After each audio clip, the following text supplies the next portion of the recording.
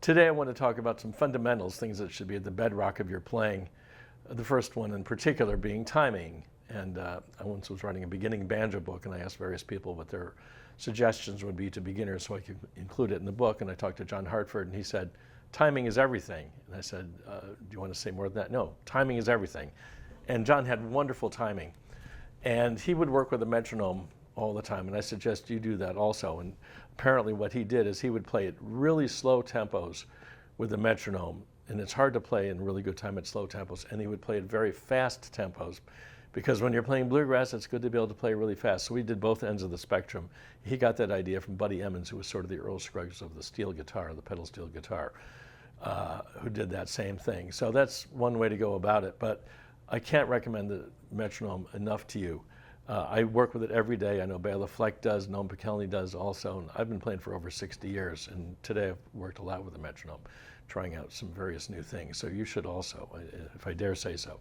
And Earl Scruggs never used a metronome, but he would stand in front of his house where he grew up in Flint Hill, North Carolina, with his brother Horace playing guitar. He'd play the banjo, and they'd play Sally Good, and they'd walk around opposite sides of the house till they got to the back, and if they were still in time, they knew they were doing well. If they weren't in time, they'd go back to the front, and that was their metronome.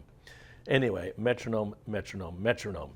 Another thing to be aware of, especially when you're playing banjo, and this is something J.D. Crowe talked about, was to have good separation of notes, meaning that every note you're playing is really crystal clear.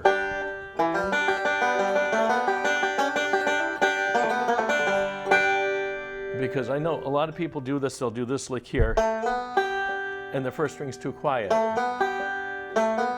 For some reason. Often it's the first string that's a little bit quiet. And when that happens, you lose drive, you lose syncopation, that sort of thing. You want to be... Because that last note kicks you into the next downbeat. And if it's too quiet, then it's just sort of a little more plodding just on the downbeat. So you get a lot more rhythmic excitement if you're hitting all the notes really cleanly. And that's really important. So check your own playing and make sure you're playing with every note being really strong.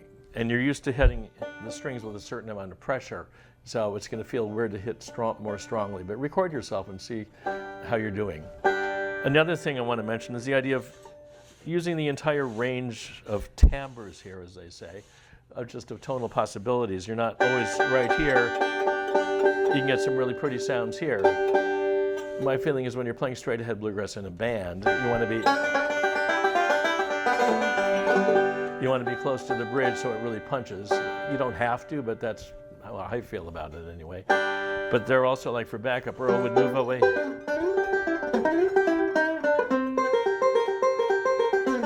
He'd move away from the bridge to change the tonality of things. He was very tuned into tone. He would go up on his nails.